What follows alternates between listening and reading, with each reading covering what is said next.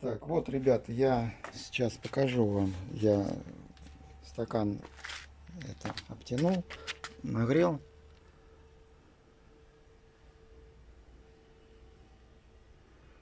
Вот видно, вот сверху, вот видите.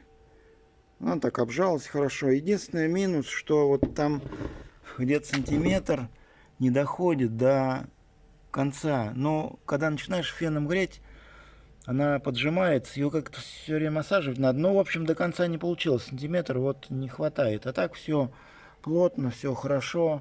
Здесь ровно. И стакан вот я сейчас одену. Как он ходит.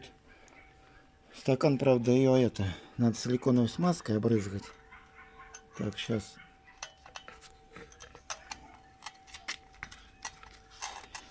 Одной рукой неудобно.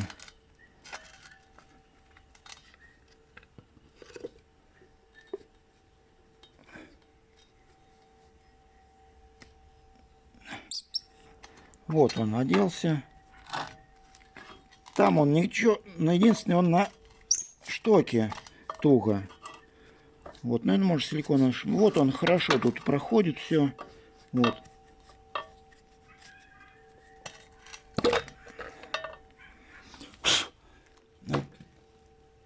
Силиконом помажем. Снутри его обрызгаю. Вот так, что вот так получилось. А вот еще про опорный подшипник. Вот на подделке, вот видите, вот подделка слева, он черный, вот эта поверхность. А на оригинале, который стоял с завода, он, это вот поверхность серая. Ну а здесь, ну, здесь тоже он почернее, вот эта поверхность на подделке.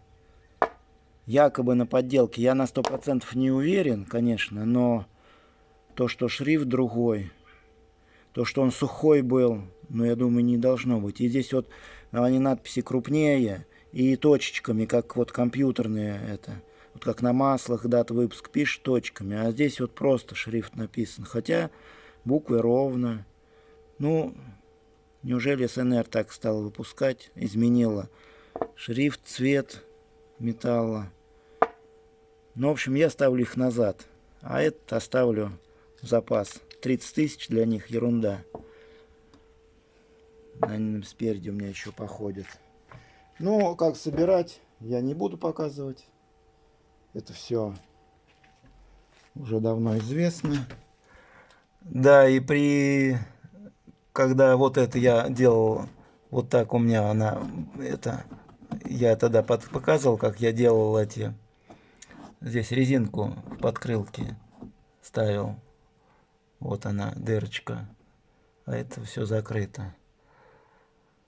Вот, углы схождения уходят.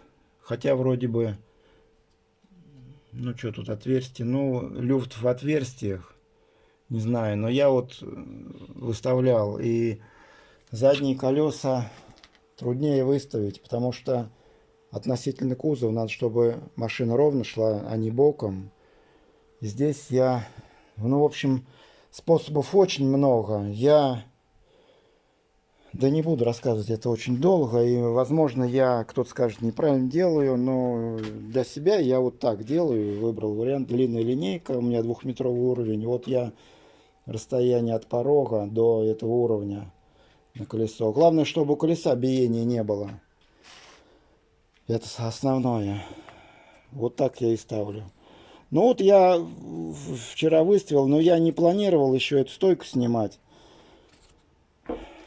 А сегодня все-таки надумал, сделал я также вот обтяну, чтобы не ржавела она, и подшипник заменю. В общем, делать придется по-новому мне выставить. Но вот вчера я выставил, так я попробовал, машина никуда не тянет, нормально. Ну, в общем, вот так вот. Так что думайте, ребят. Я вот здесь вот внизу, это вот изолирующий чехол, я его изолентой смотал, потому что он начинает выскакивать вот здесь. Изоленты я и раньше пробовал мотать. Ничего, не рвется она, держится. Так что вот так вот. Так, ну все, заканчиваю, ребят. Счастливо вам, удачи. Может, еще когда что-нибудь сниму. Так я много тут что еще понавыдумывал, но просто я говорю, охоту отбивают, снимать что-то, показывать. Может быть, это кому-то пригодится. Может быть, вот этот скрип у кого-то еще появится. Потому что я не трогал вот эти задние реактивные тяги. Просто я их пробовал потянуть изначально. Думаю, ну неужели на заводе там это не потянут? Нет, я их не подтянул. И вот так я 30 тысяч проездил. Вот этот скрип, с чего он, откуда, какая тяга. Ну, буду выяснять потом. Обнаружу, что мне ее придется снимать, буду смотреть.